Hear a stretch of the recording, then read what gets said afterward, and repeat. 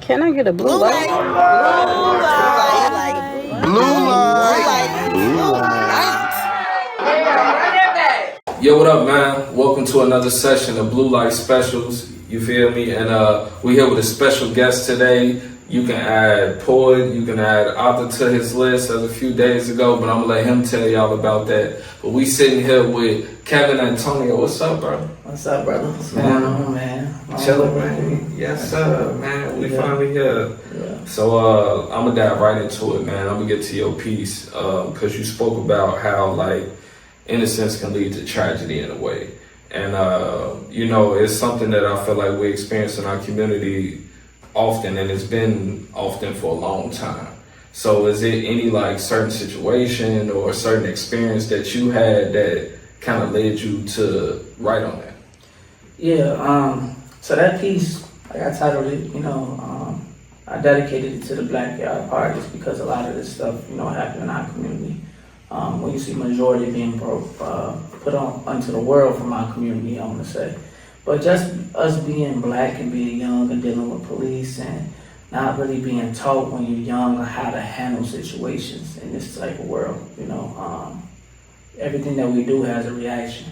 And if we ain't thinking about it, once you do make that thought of what you're about to do, a whole bunch of other stuff just happens. It just falls down like that, which is why I got to the domino effect.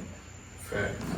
All right, so with that being said, like, as far as you talked about young and not necessarily knowing what to do in experiences like that, like now at this point in your life, do you feel like you kind of understand certain things? And if you do, what is if somebody was watching this right now and they was growing up and they went out, they got their new license and they was young and black and happy and excited and they went out to drive and they got pulled over, what is, something that you would tell them? Comply peacefully, comply. Know your rights, but you don't have to vocalize everything, like that. Because once they see you feel like you got an upper hand, some cops just feel like you got an upper hand on them because you're smart. You know what I'm saying? And we look at black people, we don't know nothing, we don't read. They always say if you want a black person to know something, put it in a book. You know what I'm saying? Because half the time we don't pick it up to read it. So when you learn your rights and learn the things you gotta do, you don't have to always put it out into the world when you get pulled over. So I would just say comply peacefully. Do what they ask. Don't be aggressive with them because when they see aggressive, they get even more aggressive because they wear a badge. So at the same time, it's just teaching your children just what to do, in those situations without just reacting and just man, that's pretty much where I got that from. You also talked about like just the summer and enjoying the summer. You know what I mean? So I want to dive a little bit into like describe what is Kevin Antonio's summer. You know what I mean? What that look like? The summer then or the summer now? Give me a mixed up both, man. Back then, the summer, I used to look. I'm gonna say this for PenFlow. PenFlow be hitting on a lot of topics, which is why I love coming and love writing PenFlow. You know what I'm saying? We talk about summer, we talk about seasons a lot.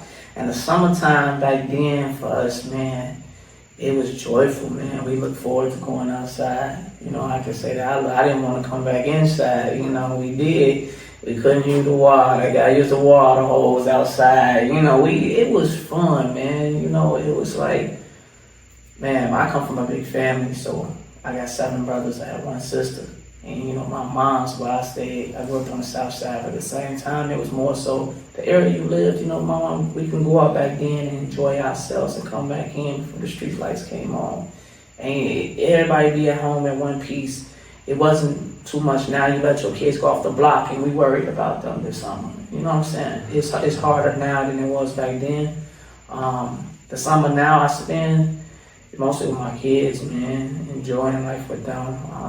Writing, man, I be tapping into my own self now, my own mental part of just releasing what I have in me, what God gave me, and putting it out to the world now this summer, yeah. Okay, so now with saying that leads me to ask, like, what's your process? You know what I mean? Like, set the vibe of how you work.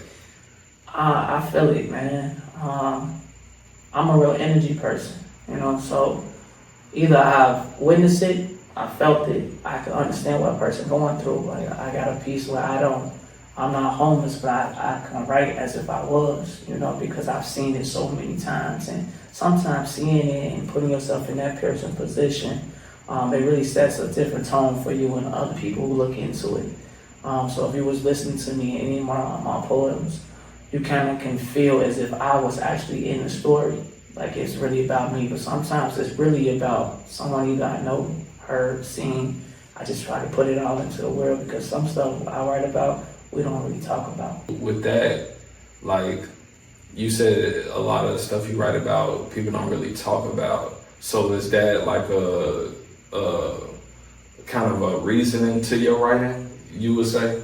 Yeah, I would definitely say that.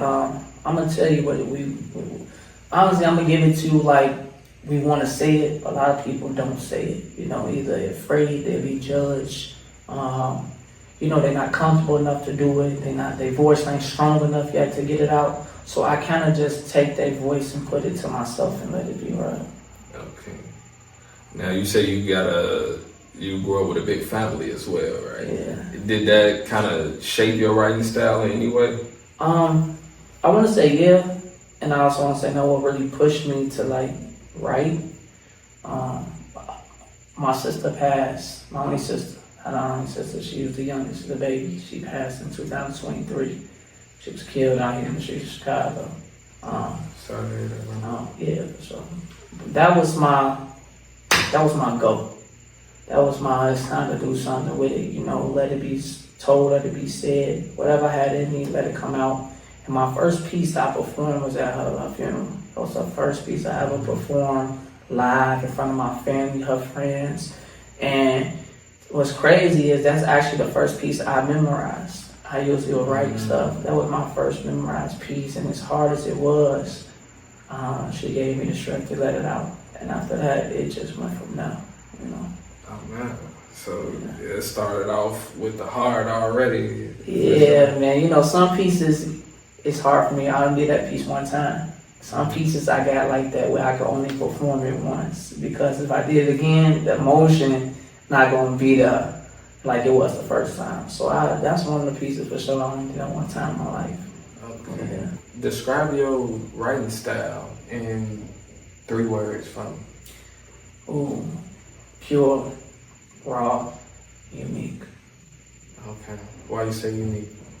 I'm different, man. You'll hear anything from me. I'm into acting. I'm into the acting field, so I'm animated. I could be serious, you know. I actually heard people, you know, you get words, but they say like, oh, he be too animated, and then I can get up here and do something really serious, and then be cricket, like quiet, like, cause you feel the emotion now versus the laughter, the playful, but then I could do erotic too. It's like a combination of everything. When you could mix all these different genres up into one person, you just dangerous in the poetry world. You don't never know what you're gonna get, but it's very interesting to see what they're gonna bring. Okay. And why you say raw? Raw, because I'm getting to see exactly how it's supposed to be said. You know, I'm not cutting corners.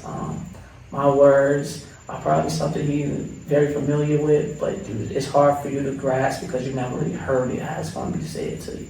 Okay. Now, we spoke on PenFlow a little bit, and in case y'all don't know, PenFlow, every Wednesday, Chicago, Brownsville, 7 to 11:30, come holler at us. But as far as PenFlow, like, blue light is something where, you know, it's like a champion moment. When you get up there, you say something, and it resonates with the crowd, somebody will yell out blue light. That's how we are here tonight because of blue light specials. We kind of want to champion the writer and how they do their thing. But that's what blue light kind of means to us a little bit. What do blue light mean to you? Blue light, for me, like I do be in the mode. I be in the mode. So my first time ever performed at PenFlow, when I heard the blue light, I mean, go back and rewind it. They love it. They like it. Again, it's more like you in the ride, you riding a wave, and it's like, oh dang, they like this. Let me go back. But I honestly, personally, if I keep it 1,000 with you, I don't really write for the lights. It's good to hear them, but I kind of like, I just write, man. If you love it, then I love what I'm doing. I'm making it pushing me. So when I hear blue light, I just know it resonates with somebody, and that's all I need to know. You know what I'm saying? So yeah. For sure, man. So, you know, I gotta ask you about your book you just released. Oh yeah, for sure. Yeah, man. So you want to tell us about that a little bit? Yeah, man. Unpeeled layers. Unpeeled layers is something I've been working on for the last 2 years. It's been really hard. Publishing a book ain't as easy as I thought it was gonna be. Boom, boom, boom. Now, and I want to say that because you get writer's block. I was gonna say, you want to speak on some of the difficulties Yeah, you face? you get writer's block. You get stuck at points. Sometimes it's hard to pick your pen up to get back into the book because you got performances or other projects. So it's time consuming. And it's a lot of emotion. It's like my work, my life, people's life, things I've been through. And putting it in a book, man, and letting the world into your world for real, you know, it's tough, you know what I'm saying? Because you don't know how you're going to get it. You're going to take a backslash from it. You don't never know. But for me to push a book for the first time, Unpeeled Layers, it just dropped on the 13th of September. Make sure y'all go cop that. Yeah, that's one of my biggest accomplishments right now. You know, I'm riding that wave, man, for sure. Man, that's what's up, man. So tell everybody where they can find a book. You know what I mean? They like what they heard tonight, which I'm sure they will, outside of PenFlow, where they can find you at, you know, or where they can hear you at, man. Let them know what's up. So with Unpeeled Layers, y'all can find it on Amazon, on Kindle. That's just Unpeeled Layers by Kevin Antonio. Y'all can also hit my link on Snapchat. I'm on Instagram. I'm gonna say my Instagram is The Real Kevin Antonio. That's The Real Kevin Antonio. It's all together. I have a link on there where you can get in touch with my manager. That's at No Code Signer. You can get in touch with her. She definitely will give y'all more info on the book and how you can order and purchase that. I'm on Facebook as Kevin Antonio. You can find me on Facebook. I try to be into my messages. So yeah, y'all can find me on anything social media, Kevin Antonio, The Real Kevin Antonio, for sure. Yeah, man. I appreciate you coming Yeah, through, man. That's up, man. Blue Light Special. Appreciate y'all for, you know, sitting here and chopping it up with us as well. Hope you learned something. It's another session of Blue Light Specials, and we